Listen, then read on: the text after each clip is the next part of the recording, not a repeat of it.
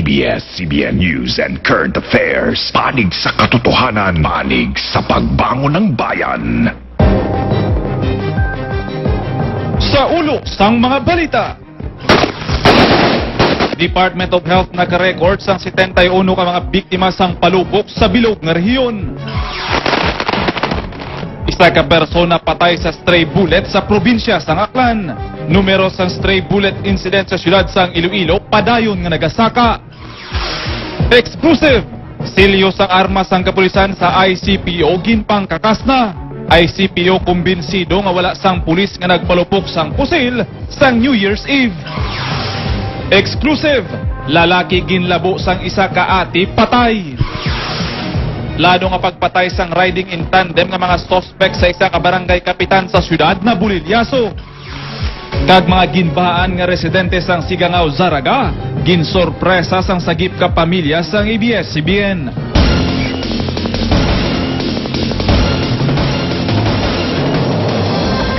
Live! Gikan sa ABS-CBN News Center, Iloilo. Jennifer Garcia. Attorney Jobert Peña Florida.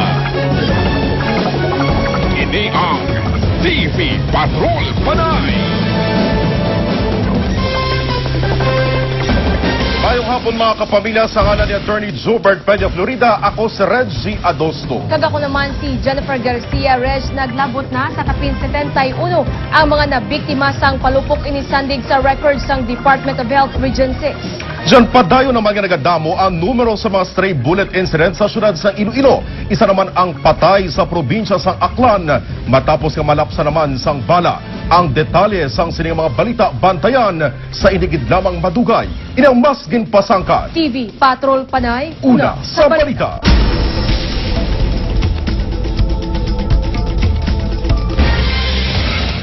Uno na ka mga firecracker-related injuries ang record sang DOH sa Western Visayas sa pagsugalaw sang bagong tuig. Homemade o kon ginpamulot ka mga palupok nagapanguna nga rason sa mga injuries. Yaring report. Tuig-tuig na lang sa piyak sang wala to nga mga paandam. May mga biktima sa gyapon sang palupok. Sa record sa Western Visayas Center for Health Development, naglabot na sa 71 ang nalista nga firecracker-related incident kadungan sang bagong tuig kag posible nga ini ang madugangan pa. Kalabaran ng mga biktima base sa record, ang mga lalaki nga nagaedad 15 anyos paidalom. Sa obserbasyon sa Health Department, mayorya sa mga kausa sa injury among homemade o kung gintipon ng mga pulbura gikan sa mga palupo. Amo na ganing ginahambal naton gid permi gina-emphasize nga dapat hindi sila mamudjot sa mga wala bala naglulupok nga mga kuan or magtipon sa mga wala naglupok no. Magluwas sa mga biktima sang palupo, pilaman kay injury bango sa stray bullet ang na-record sang DOH. Mas manubo naman ang injury sa pagsugalaw sang 2012 nga naglabot lang sa 47. Ang masubo pa bango tubtob sa Enero 4 pa ang monitoring sang DOH. Ganit dako ang posibilidad nga madugangan pa ang numero sa mga biktima kag napilasan kung basihan ang sala nga mga pamatasan kag kultura sa pagsugalaw sa pagtuig. Reggie Adosto, TV Patrol Panay. Una sa balita. Asang palupok sa probinsya sang Guimaras ang mas nagnubo. Inikon ikumpara sang nagligad nga tuig. Yari report. Nangin matawhay sa kabugusan ng selebrasyon sang bagong tuig sa probinsya sang Guimaras. Sa record sang Guimaras Provincial Police Office, 7 lang ka persona ang nalukpan sang firecrackers. Suno kay Police Senior Inspector Emmanuel Niad, Admin Officer sang GPPO. Mas manubo ini sa 13 ka mga kaso sa nagligad nga tuig 2012. Regarding sa firecracker incidents, meron pa rin tayo. As compared to last year, we have 13 yung mga recorded na cases last year. Pero ngayon, at least almost half ang incident natin. We have 7. Dako ang nabulig sang kampanya sang probinsya kag sang DOH sa pagpanubo sa mga biktima sang palupok sa Guimaras. Kung may ara man sang dako nga mga insidente, ina ang 3 ka mga kaso sang paglabanay, kung sa diin isa ang patay sa Nueva Valencia. May isa naman ka kaso sang stabbing incident. Yung kaso naman is naimbestigahan na ng polis natin sa Nueva Valencia, and then yung suspect dito is arrested na siya. Ginakalipay naman sang kapulisan bangod wala sang nabiktima sang stray bullet sa probinsya. Junel Baclay, TV Patrol Panay, una sa balita.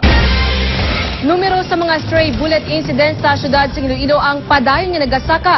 Samtang isa ka persona ang na-record nga patay sa stray bullet sa Aklan. Nagapatrol Noni Basco. Halin sa 8 ka mga insidente sa stray bullet nga gin-report sa mga nagkalain-lain nga police station sa syudad kahapon, naglabot na ini sa 11 subong adlaw. Ini ang base sa nakabalhag sa bladder entry sa kapulisan sa anong tanan ka mga distrito sa syudad.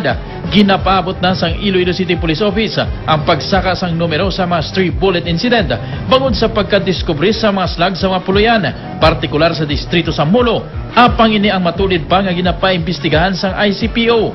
Kaya ginapacheck ko ang mga stray bullet kung talagang fresh pa siya o tugay na. Kaya base sa aton pag-usisa, labi na gid sa ibang nga station, may ara mga luma na stray bullet nga nakita kag giraton over gyapon sa pulis.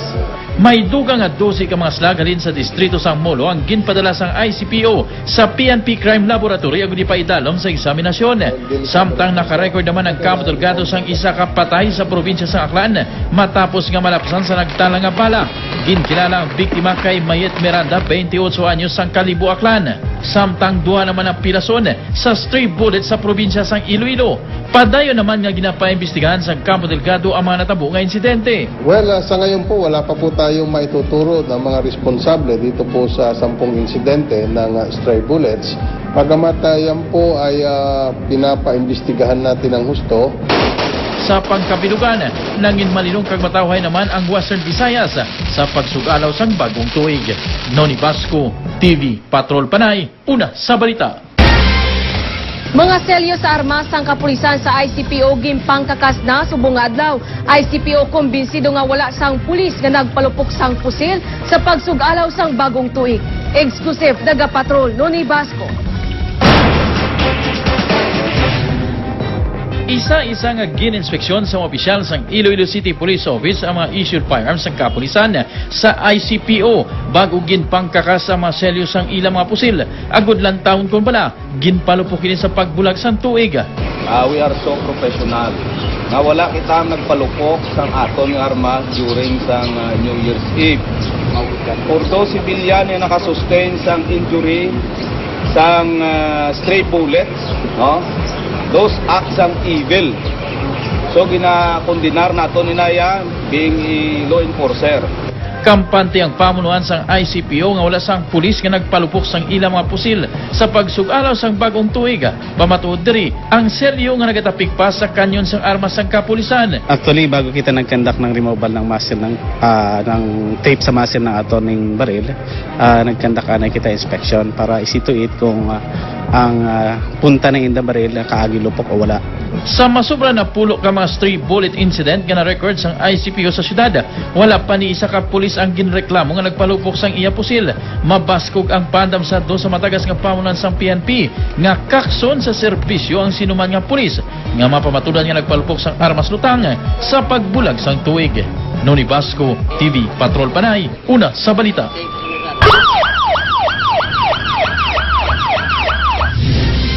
Patay ang isa ka lalaki matapos nga ginlabo. Ulo sang biktima, zutayan lang nga mautod. Exclusive daga Patrol, Junel Baclay. Patay ang 18 anyos nga pamatanon matapos ginlabo sang binangon kahapon sang kaagahon sa Sitio Tarog, barangay poblasyon sa Banwa sang Nueva Valencia, Guimaras. Halos mautod ang liyog sang biktima ginkilala kay Michael Gakit sang ginlabo ni Winicio Palacios, isa ka ati. Sa investigasyon sang kapulisan nagalakat papauli ang biktima, sang ginsunod sang sospek agulpi lang ginlabo. Ginsunod niya sa suspect. Pag about 2 to 3 minutes, bumalik ang suspect. Naghambal pang mga suspect sa mga tao nga dito nga kung may makita ang mga tao, kaya may mamakat, hindi ka mamanugid. Sobra nga kahulugbo na ginatanaw rason sang krimen. Bangod kilalahay man ang biktima kag sospetsado. Magluwas sina, wala man sang personal nga hinigut-anon ang mga ini. So, sa mga witness, to wala man sa may ginhalinan. Bali, dala na lang uros ang hinubog kay nagainom na sila pero ang biktima nga ni wala man na siya gainom pero ara man siya sa lugar. Nadakpan sa hot pursuit operation sang kapulisan ang suspect. Aminado ang suspetsado tama ini kahubog sang nagpauli. May nagtikwang kuno sa iya likod. Gani iya ini gilayon nga ginlabo. Napangayo ako pasinsa sa ila. Kung ang nahimo ko nga sala, serbisyon ko man. Natala na nga pasakaan sang kaso nga murder ang suspetsado nga detained sa Nueva Valencia, PNP. Janelle Baclay, TV, Patrol Panay, una sa balita. Lalaki ang biktima sa pagkalabo na sa panpatay sa Banwa sang Lemery. Sospek ang ginaaligar abyan man lang sang biktima. Yaring report eksklusibo. Tadtad sang labo ang liog kag baba sang 31 anyos nga si Roland Padernal, taga Barangay Alcantara sa Banwa sang Lemery. Sapwa na lamang ini nga nagakayaon sa gwa sang kamalig nga iya ginaestaran sa Barangay Yawyawan. Na-recover sa ginluntaran sang krimen ang isa ka binangon. Ini ang posible gingamit sang sospek sa paglabo sa biktima base sa investigasyon sang kapulisan. Daw sa hindi naman makapati ang magulang sang biktima sa natabo sa manghod. Ginantiksan na nila ko to nga muna nakita nga dugon. Kapag ginagawa ko rin adto, mo patay ron. Natigayan nga makilala ang sospek kay Rami Hervas, upod man sang biktima sa uma nga iya ginaobrahan. Padayon na ginaayam sang Lemery PNP ang sospek nga nakapalagyo. Janelle Baclay, TV, Patrol Panay, una sa balita.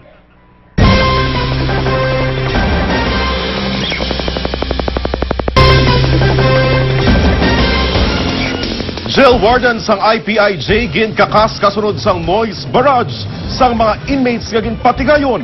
Yaring report.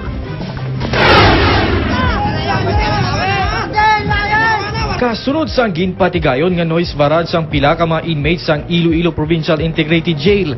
Sa hinyo nga pahalinon si IPIJ Jail Warden Chief Inspector Larry Fuentes. Bangod dismayado sila sa pulisa ang inapatuman sa presohan. Agod malikawan nga magtaas pagid ang tensyon sa sulod sang presohan. Temporaryo ana nga ginkakas si Fuentes samtang pending pang order nagikan sa BJMP Central Office. Para ma-neutralize na doon ang issue, kag normalize natin ang sitwasyon, aman na gintalos natin as office in charge sa anay si Inspector Laguardia. Sa investigasyon sang BGMP Region 6, nag-ugat ang pagprotesta sa mga inmates matapos na ginsita ni Fuentes ang pagpasulod sang 40 ka container sang tubig sang isa ka inmate. Base ang bisa impormasyon yung nakalabot sa BGMP, nagasulod sa presohan ng mga kontrabando kaangay sa makahulubog ng ilimnon, pinaagi sa pagtago sa mga container sang mineral water. Kung i-transfer mo na ang gin sa plastic container kag ilubong dira, hindi mo naman recognize eh. Hugot man nga ginadumilian suno kay Laser na ang pagbaliga sang tubig o kung pagnegosyo sang mga inmates sa sulod sang presuan. Samtang si Fuentes naman ang temporaryo anay gintalusan ni Senior Inspector Lazario Laguardia. John Fernandez, TV, Patrol Panay, una sa balita. Syntax ang ginpatumanat bilang isa ka kasuguan ang hibubunot sa mga nagapanigarilyo lakip na sa mga nagabaliga sini. Ibaluon sa sininga report. Tricycle driver si Manong Loreto sa sulod na sa napulok katuig. Kabahin sa iyang kinitaan ang nagakadto sa iyang abiso. Kung 7 pesos ang bayad sang pasahero, halos katunga diri ang nagakadto sa iyang abiso. Bangod 3 pesos na ang kada stick karon sa iyang paborito nga sigarilyo. Ini matapos nga nag-epekto na bilang kasuguan ang Syntax umpisa kahapon. Tama na siya ro, hindi ko magulpe. Laka-lakaon ko lang. Base sa implementing rules ng Bureau of Internal Revenue sa Syntax Law, 12 pesos ang saka sa kada pakete sa sigarilyo o kung halos piso sa kada stick nga increase. Gani, ang mga vendors, tunga karon ang opinyon, kung bala, sigihon pa ang pagbaliga sa sigarilyo. 3 na, pero kung sa amin ka bakal to 50 lang. Ay di, kung para sabi, bakal man ang tao, baligya ako mahal. Di wala mat bakal, kundi pundo man nga ako, baligya mo, wala nga bakal. Perde ka man Perde man gapon. Sa mga ilimnon naman, 15 pesos gid ang saka sa kada litro o kung sa kada 50 pesos, gandat retail price. Bangod isa nakakasuguan ng Syntax, dapat nga mahibaluan sa mga bumalakal, kaangay sa mga wine house nga ini, nga mayara sila nga ipagwa nga protection order, agad nga mahibaluan sa mga bumalakal, pilagid bala ka porsyento ang increase sa inyong paborito nga mga ilimnon, lakip na sa mga sigarilyo. Enero 1 tuig 2013 nag-umpisa kag nag-epekto ang sin tax law. Apang sa palaabuton pa nga mga tinuig, madugangan pagit ang buwis nga gapatong sa tinutuyo nga mapahaganhagan ang mga nagausar sang sigarilyo kag nagainom sang alak. Kag mapaayo naman ang healthcare services nga ginahatag sang gobyerno. Reggie Adosto, TV Patrol Panay, una sa balita. Baha nga gindulot sang Bagyo Quinta sa probinsya sang Iloilo hindi naman makaapekto sa supply sang bugas no sa Agriculture Department. Nagapatrol no ni Basco. Maluwas sa mga pamalay nga gindalasdas ang mabaskog nga surog sang tubig baha sa mga kabanwanan sa probinsya. Wala man makaluwas sang malapad nga mga talamnan kag palaisdaan nga ginlapawan sang tubig.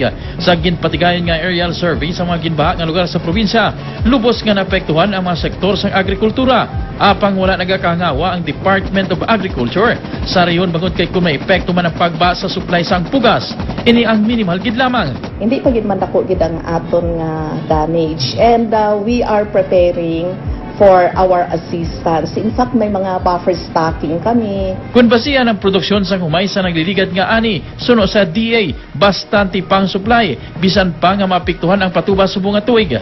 As far as Western Visayas is concerned, hindi gid man kita masyado gid apektado. Padayon pa ang ginahimo nga rapid assessment sang DA sa mga naapektuhan sang baha sa probinsya sang Iloilo kag probinsya sang Capiz. Noni Basco, TV Patrol Panay, una sa balita. Presyo sa mga basic goods sa mga lugar nga apektado sang Bagyo Quinta ang hugot nga ginabantayan sang Department of Trade and Industry. Nagapatrol Joyce Clavisillas. Nagdala sang dako nga halit sa kabuhi, infrastruktura kag palangitan-an ang Bagyo Quinta sa pila ka mga kabanwahanan sa Isla Sampanay. Subong nga amat-amat na nga nag-uumpisa ang rehabilitasyon sa sini nga mga lugar. Hugot naman nga ginabantayan sa Department of Trade and Industry Iloilo ang mga presyo sa mga nagapanguna nga balaklon, ilabi na sa mga lugar nga napaidalom na sa state of calamity. Republic Act 7581 ang Price Act, kung ang area is declared under state of calamity, may automatic itang freezing sang prices of basic necessities.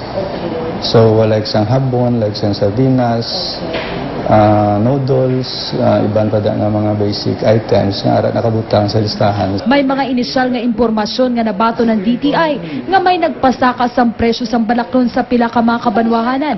Apang sa pagtsakyar sang ahensya, wala man sang kumpirmasyon. Kinahingyo naman sang DTI ang mga local government units nga siguraduhon nga wala sang mamentaha nga mga negosyante sa mga nahalitan nga mga kabanwahanan. To those municipal mayors nga ara sa mga affected municipalities nga kung pwede i-convene nilang ilang local price council to determine the reasonable price ceiling. Joyce Clavesillas, TV Patrol Panay, una sa balita.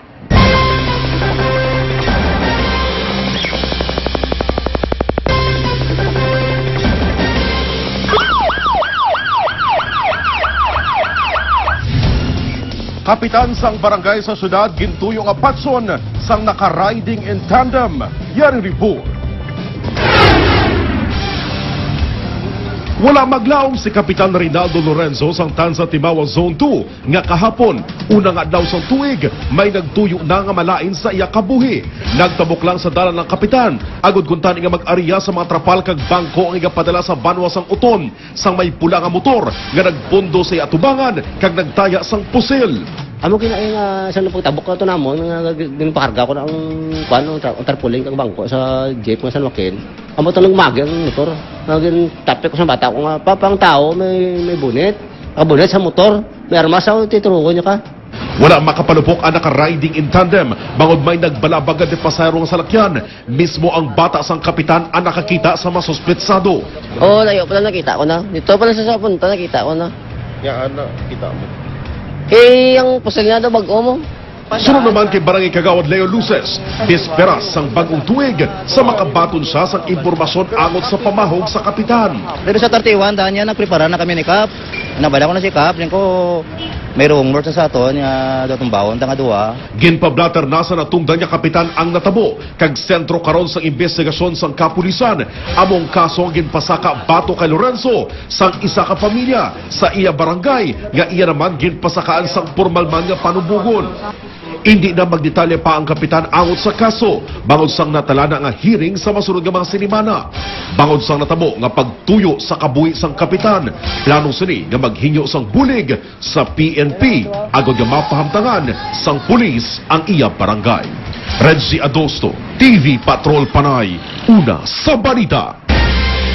Tatlong pinason sa magkatuhay nga mga aksidente sa motorsiklo sa sunod kag probinsya sang Iloilo. Yang report. Nagtugas ang trapiko ang aksidente sa Dungon A. Haro. Ginbungguan sang auto nga may plate number FFN 797 nga ginamaneho ni Joey Tombonite ang nagamotorsiklo nga si Jairo Sagutoy taga Bacau, Mandurriao.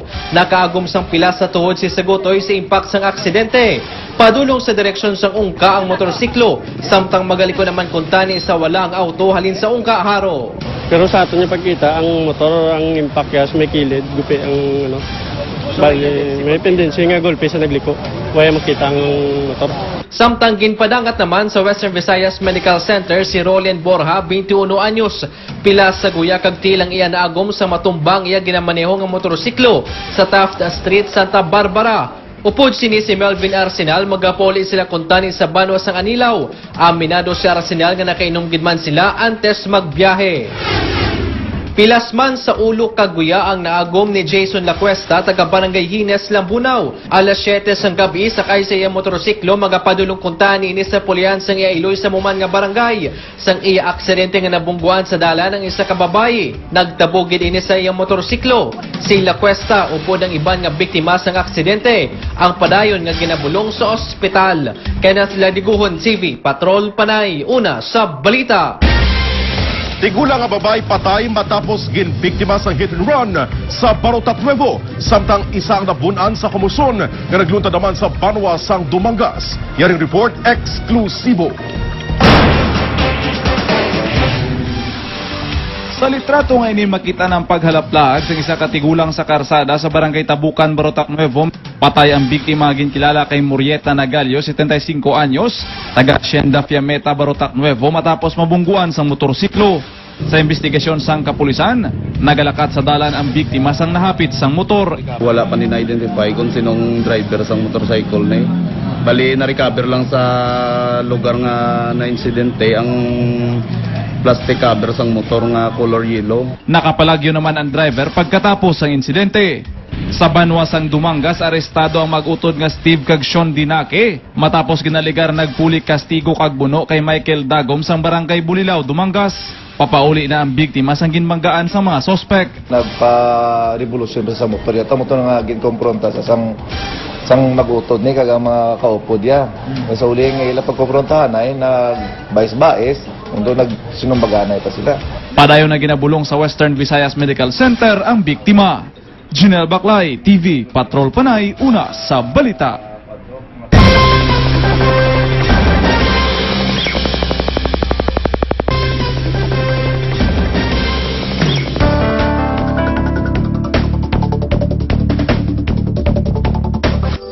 Sa pinakaulihing alakat sang panahon, isa ka low pressure area ang nasiplatan 790 kilometros na sidangan sang Mindanao. Ini ang magadala sang mabunog nga pagulan kag pagpanag-uob sa Mindanao, Samar kag Leyte, kamahimo makatugas sang pagbaha kag landslide. Gani ginaabisuhan ang mga residente sang nasambit man nga mga lugar nga mag-aligmat. Samtang ang bilog nga Western Visayas ang may makanay nga panahon nga may panalagsa nga pagtupa sang ulan.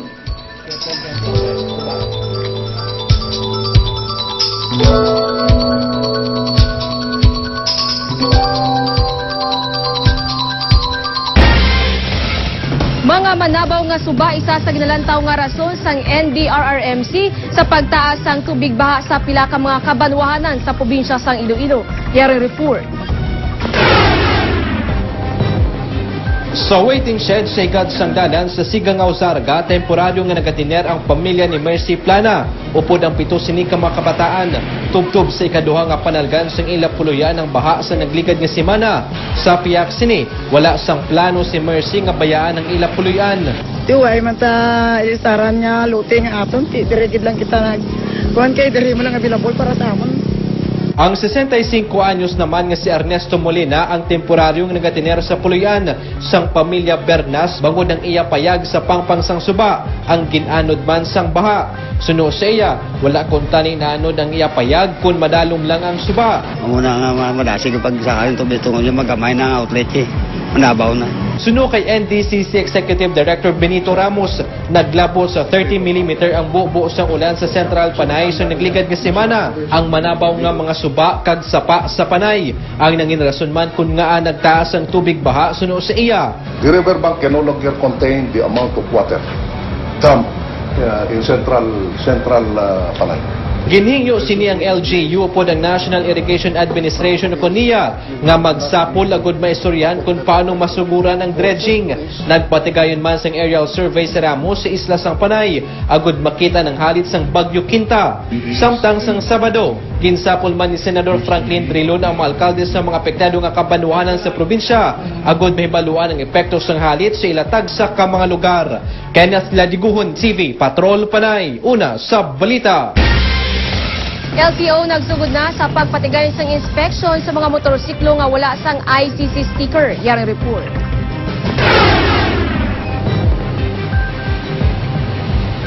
Sumugod subong nga adlaw, ginadakop na sa mga enforcers ng Land Transportation Office ang mga nagadala sang motorsiklo nga wala nagagamit sang standard nga helmet o kun ang wala sang ICC sticker.